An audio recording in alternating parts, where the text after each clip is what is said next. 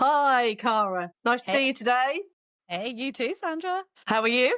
I'm doing well. Are you? Good. Yeah, good. Thank you. Very good. Anybody who's listening today, I'm talking to Cara Quinn, and Cara and I have known each other for a lot of years. Our dads were really good friends, and families. So your dad actually even came to my wedding. So that's how long I've known your family.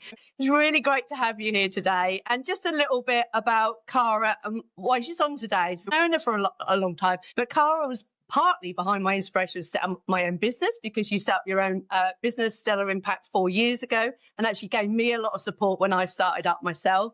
And before that, you had 20 odd years in the corporate world of recruitment, didn't you? So you've got masses of experience. And now you really sort of focus on mindset coaching and a number of different things, which we'll talk through.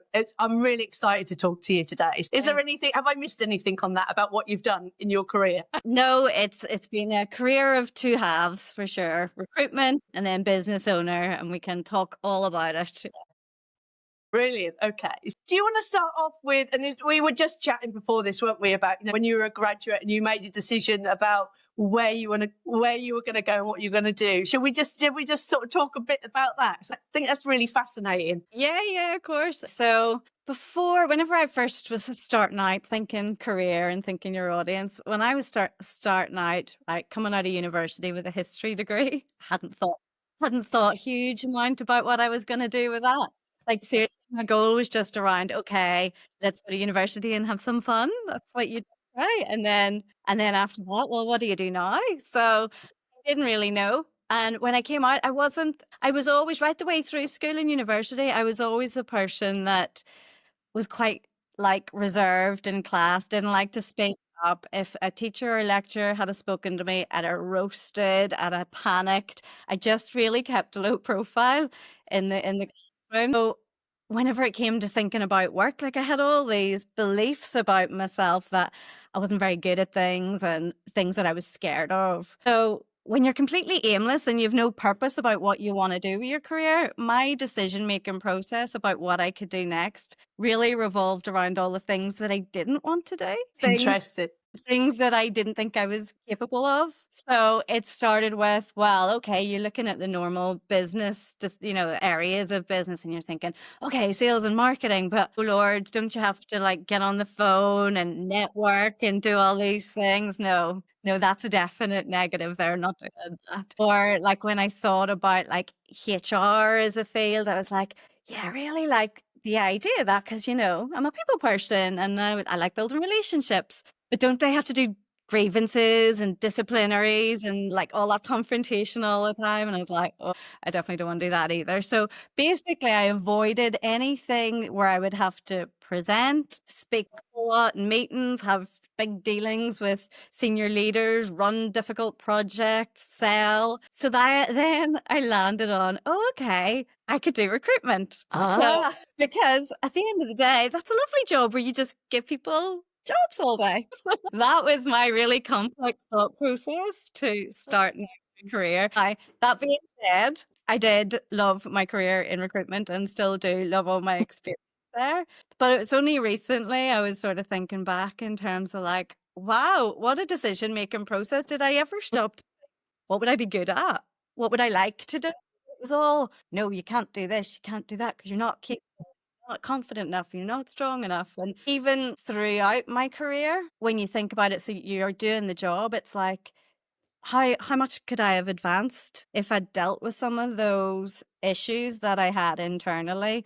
Because that carried on. So when you're in meetings with leaders and, stakeholders and whatever, I'm still quiet as a mouse. I'm still not saying what I want to say. I still like, oh, I've got a really good idea in here, but what if I say it and I'm wrong and I look really stupid, and I would like have the palpitations and I'd be roasting, and I just kept basically keeping myself safe in my comfort zone. yeah. So what changed that then, Cara? When you then realise it's really interesting, and I bet there's a lot of people out there, and I say the same for myself, really. What don't you want to do? You don't think about actually what am I good at? What can I do? And I know. So what changed your mind? Okay, well, short story, a midlife crisis at 40. So that kind of just questioning everything at that point and going, did I end up here? What do I want? Is there a better way? Because I was really down on myself, a terrible sort of negative mindset and negative chatter and really low confidence. And it just got to a point then where I went, I need to do something different. So I got massively into personal development work, NLP. I love it. And learning about the mind. So I spent a long time educating myself, learning, reading, and I started like applying everything I'd learned. The results really started to show in my life, in my personal life as well as my professional Wow. life. When I started to feel then better in myself and had a better view of myself, had better internal talk, everything changed. So then it dawned on me because I was still working in recruitment and I was looking around at, I was responsible for all the graduate hiring in the UK across Caterpillar, 'cause where I used to work. And, I was interviewing people day in, day out. And I could see then myself in the candidates coming in. I would go, oh, Yeah. if only they knew how to sell themselves better. If only they realized how good they were, but they're not getting their language right because they're talking themselves down. Or maybe you had like brilliant people that could have been applying for jobs and they weren't because they didn't think they were good enough for it, which is what I did. And it just made me think, right, if I can see how this has changed my whole career trajectory, look at what it's doing to everybody else. And why are we not taught this stuff? Why are we I not? know, and I do agree, because I think, like you say, it takes something, doesn't it, to make you then think, why did we not have this Yeah. when we left education and stuff? So Yeah. that is really, and what a difference that could potentially make to somebody's career and what they do. 100%. So it was that, and it was that thought process that for the first time in my life, in my early phase, I went, I've got a bit of an idea and I've got something I want to move for and purpose and passion. And I went, I could actually do this and I could help people. And something that I was massively passionate about. So that's when I went, right, let me work towards setting up my own business and helping people in that space. So now what I do is I'll train in organizations, all things to do with mindset, confidence, just being visible, developing your brand. So I do that and I coach people one-to-one. So I'll coach a lot of people who are either wanting to move jobs but aren't sure that they can do it and are feeling stuck, or maybe people who've already landed the promotion but are absolutely terrified that they can't do it. Yeah. Yes. That with them. So yeah, that's what I decided to do, and that's what I do now, and I love it. That's brilliant. And also, so I'm going to talk about your sparkle cards, because if anybody's watching, see, I've even got my pack here. Look, these are absolutely brilliant. And through your business, this is yours. This is your name on here. You came up with this idea, and these are brilliant. I use these all the time. So do you want to just talk about these as well? Because I think as well, whatever stage you're in your career, things like this can be really helpful, can't they? Yeah, like 100%. So basically, the idea for my sparkle cards came from, because when I'm coaching people or I'm doing a session or whatever, you can give people tools and techniques to do, and that's great. And they'll maybe go away and they'll do it once or twice and then they'll forget. There are so many different ways you can help improve your confidence and self-belief. And you need that constant reminder. So I was like, I want to like give people something really simplistic that they can just take like a daily card to go, all right, I'm going to apply this method today.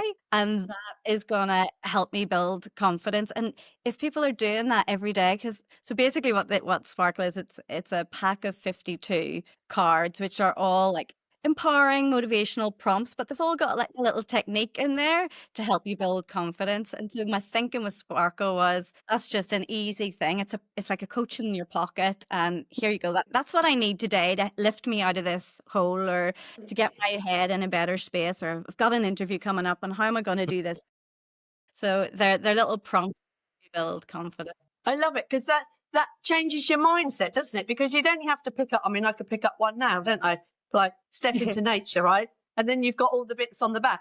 And Yeah. actually, just by picking it up and reading it, you changes your mindset, doesn't it? Instantly. Yeah. And there's because there's a variety of them. Some of them are like, okay, you need to actually calm your nervous system down Yeah. before you can start fixing your mindset. So some might things burning off energy or changing your physiology, and others are around getting into your headspace and reframing your thinking and all of that. So there's a big variety.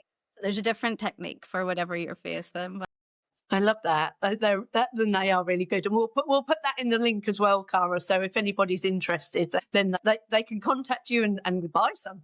thank you Sandra. I tell you what I'll do then also, I'll put a little discount code in there in case there's anyone listening that would like. Fantastic. Oh, that'd be great. That'd be really good. Thank you. And you've been in business nearly 4 years. I mean, that is brilliant in itself, isn't it? I mean, 4 years in business. So, Surviving.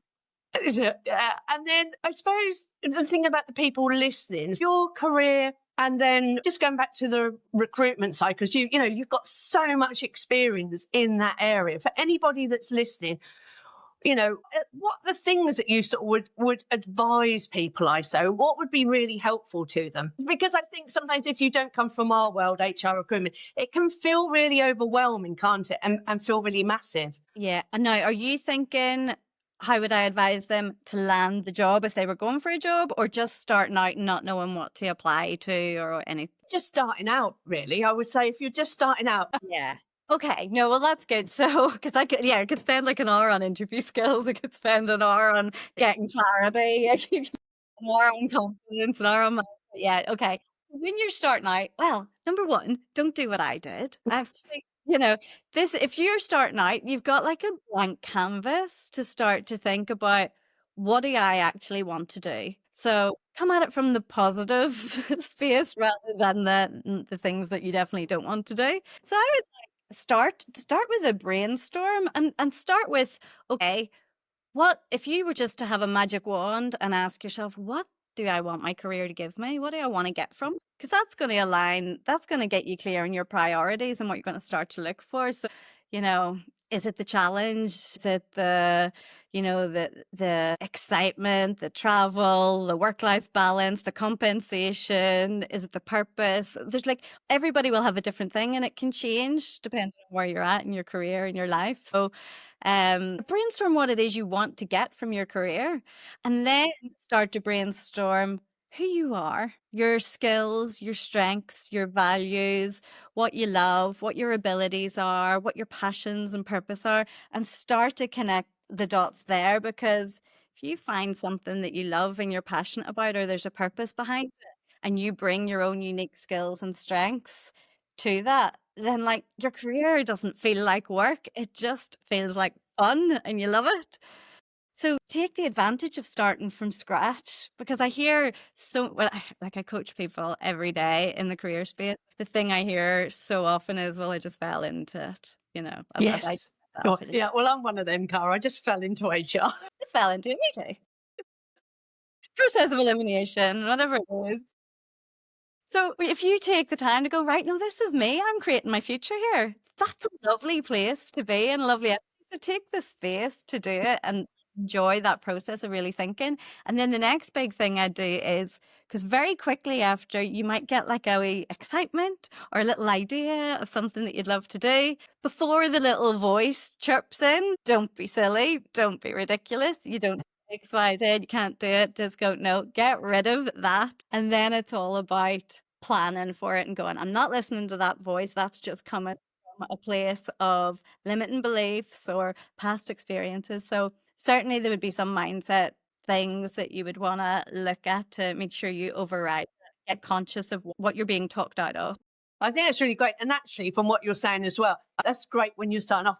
Actually, you could be any stage of your career, couldn't you? And sit down and do that, what you've just said. Yeah. What do I want to do next? Exactly. What do you want to do next? And I think one of the other big things when you're starting out is the expectations you have on yourself, and be like, if you think you're going to be perfect starting out, because that's another thing that really holds people back too. They're scared to make a move in case they do it wrong. So be open to messing things up now and again, and be conscious that not everybody is going to have the same expectations of you that you have of you. You're starting out, you're going to learn, you're going to get things wrong, and that's how you grow, that's how you progress. So get comfortable with that and enjoy the process there too. Yeah. And you do learn by making mistakes and stuff. That's part, when I think about some of the biggest things that I've thought I've done something wrong or whatever, but that's when you learn things, isn't it? 100%. Like, that's it. And the biggest challenges you ever have are also when you come through them, normally your biggest achievements and things that you're really happy that you went through. You don't necessarily feel it at the time, but the achievement you get afterwards, then that all goes into, wow, okay, I'm great. So I can do this. And do you have many people that are, I suppose, younger that are maybe wanting to set their own business, that leaving uni or even college, school? Yeah, absolutely it is. And it's funny, like I think people are getting more wired into it younger than, well, certainly for me, it's like however many years ago starting out, you think I've got to get a job and it's a career for life and all of that stuff. I think the new generations coming through are much more already focused on what lifestyle they want to create and thinking about their purpose and passion and what they can do. So I I think the mindset stuff people are getting tuned into earlier, and I can start to see that come through. It's certainly not the norm from the people I coach, but you can see it. Oh, I had this really good idea, and instead of being, you'll never get the funding for that, you'd never be able to make that happen, they'll give it a go and do that. So it's lovely to see when you see people just going, yeah. And it's a good time to when you're just starting out as well. Yeah, exactly. And sometimes, well, it can be the area that you really love to work in as well, can't you? So it can be really rewarding if if that's the path that you want to go down. Or actually, and again, I've said it before, like, but any age really, isn't it? So, Emma, what I'm going to go back to your time in recruitment again. But what was the what did you enjoy? Because again, all the people I've talked to all had such different careers and come from different backgrounds. But what was the best thing about working in recruitment in big corporate companies? What did you love about it? Honestly, I mean, the thing that pulled me into it, bar all the bits I said at the start that I was scared of, there was a common thread of working with people. And I love that. And I love seeing people do well. Do you know, I love helping people. I love people getting people on their journey. So I worked in internal recruitment, in-house recruitment. So seeing people progress through the ranks, helping them, doing maybe like a bit of coaching if the interview hadn't gone well, and seeing them do better next time round, offering people jobs. Like honestly, there's no feeling like it. Yay! And that excitement as they get started up. I just love the people side of it. Yeah, I suppose when you can phone someone, you go, you got the job. Or maybe it's not done by phone nowadays. Maybe I'm showing my age. You've got the job, and then someone's like, "Yeah, down the phone." That is such a good feeling, isn't it? Yeah. No, it is. It's wonderful. Like it really is. Definitely a lot easier than the disciplines, the grievance side of things. It's a real feel good buzz. For sure. You would know all about that. Yeah, yeah. And if you were thinking about people, I know we've sort of talked about people that are starting off, but for anything to do with what you've learned on your career journey, what sort of tips would you say would be really helpful for people listening? And it could be anything from the mindset to recruitment to your business, or anything that you think are key things. Yeah, yeah. Okay. I think, first of all, get curious about what's going on in your mind, because often what is happening is you've got this chatter going on and it's making you feel a certain way, and that's making you act a certain way, and that's giving you the results. That's literally how it all pans out. So if you start to listen in to what are these stories that I'm telling myself. So say you've got a goal and you want to be the CEO of whatever in 10 years time or whatever that is, right? That'll bring you an initial bit of excitement. But then very quickly you'll start to get the, no, I can't do this. No, I can't do that. No, I can't do this interview. No, I can't, blah, blah, blah, blah, blah. Instead of just going with it, and then, because when you have those thoughts, you will immediately start to feel anxious, nervous. So you'll get all those emotions. And then that transpires with things like sweaty palms and your heart's racing. And when basically you're putting yourself into fight or flight. So you're triggering yourself by having these worrying thoughts, which is making you feel certain emotions, which is then having a physical reaction in your body. And then you can't think straight. So nobody works well or progresses well when you're in that flow. So you don't get the results you're looking for at all. So the best thing that you can do is start to just pay attention to the ongoing thoughts you're telling yourself. If you've got a goal, so a little notebook, a journal just for a week, and at the end of every night, jot down what were the predominant stories and thoughts that I've been telling myself this week that are Like holding, that. and then challenge them, because what you will see is with each story, so I can't do that, I'm not good enough at that, I don't have this skill, whatever it might be, ask yourself, is it true? Just really simple. Is it true? And your initial reaction will probably be, yes, it is true. You know what? Our thoughts are not facts. They're just not. They're just thoughts. It's all about all our subconscious mind is trying to do is protect us and keep us safe. And safe is in your comfort zone. So as soon as you try to think outside the box or something exciting, subconscious mind is going, oh, but you've never done that before, so that might be dangerous. So we're going to keep you safe in here, and we're going to flood you with thoughts that are going to scare the life out of you just to keep you in here. That's what's happening. So pay attention to the thought and ask yourself, hang on, is this really true? Is this a fact? And when you ask yourself again, pay attention to, is this just an assumption I've said about myself or a belief that I've got that I can't actually prove? It's not 100% fact. Or is it based on like past experience that you've maybe had like one bad interview or one bad presentation, and then you're generalizing and saying, well, that's me. I can't do interviews and I don't know how to present. So therefore, that's the categorical fact, but it's not. So you'll find all those little worry stories about what could potentially happen in the future if you went down this path. It's all just about keeping you safe. So when you shine a light on them, expose them for what they are, and know that it is just your subconscious mind keeping you safe. Know that it's not true, that it's all just coming from how you've programmed yourself. Then you've got power to do something about it. I love that, because we do think about the negative stuff, don't we? If something happens, we go back to the negative. We don't think about any of the positives. You know, as you think about an interview, if you go in, you do something really bad, you come out just think about all the negatives, don't you? Don't think about the positives. No. But so that is a really good thing, to write that down, to journal it, and then to challenge yourself on it, and then challenge yourself again on it. Yeah.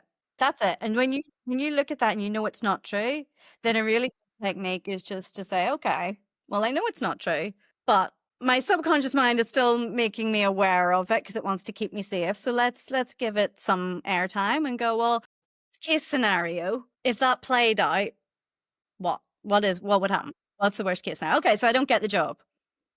Worst case scenario, right? Will I survive that? How will I handle that? Yeah, you'll apply for another job. Okay. You'll get something. So there's always, when you play it out, then you go, all right, well, I know how I'll handle it, even if it does happen. So it's lost its power again. And you're like, right.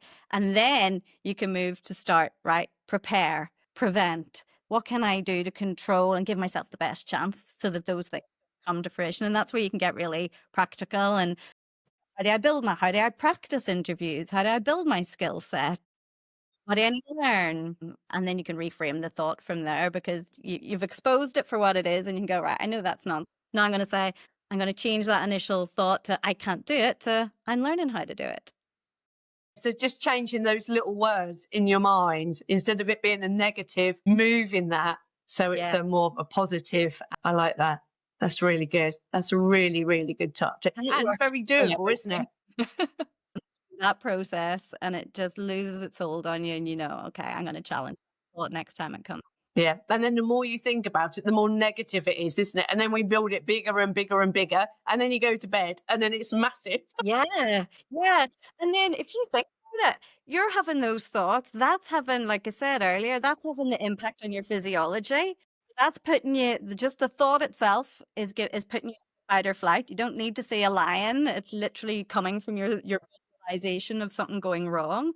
But then making you feel a certain way, which is what, the way you're saying it builds and builds. Literally, when you start feeling more anxious, then that is creating more of the scary thoughts, which in turn creates more of the anxious feelings. And you've got this loop going round and round between your mind and your body, feeding each other. And that's when you spiral out of control. So you've got to break that loop. And like you say, what you're suggesting there about writing it and capturing it and then challenging it, that's just such a doable thing to do, isn't it? Yeah, not going to cost you any money. No, exactly. From there, you can start you start building your practical actions. You can go wherever you want. So that's how you handle the negative side of things. But teach back to what I said at the start in terms of then with your blank page, thinking about all your skills, what's uniquely you. But I also think people start out in their career and they think they have to be somebody else. They think they have to have this different persona that's going to do better than them being them. And that's another nonsense. Yes. And comparing yourself to others, that person's done really well. Why am I not doing that? And then that self-doubt and that self-belief creeps in, doesn't it? So that is another thing, isn't it? Whereas we're all different, we're all unique. Yeah. Yeah, and everybody. So you could be looking at somebody, like if you're starting out in a job, maybe you're in a grad program or something, and you're seeing other people, peers, and you're going, how do they handle that so well? Oh my goodness, they're so brilliant. They're so confident. They're so self-assured. I wish I could do that.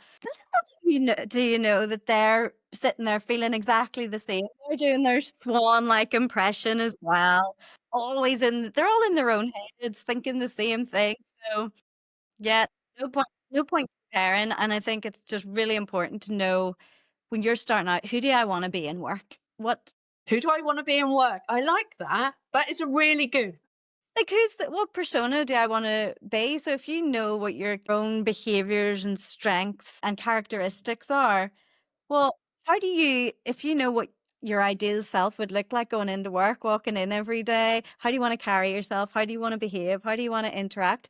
Get clear on that. And then write down what that persona is and go, "Well, how do I bring that best version of me to work every single day? Interaction in every meeting, in every interview, in every email correspondence, and every phone call.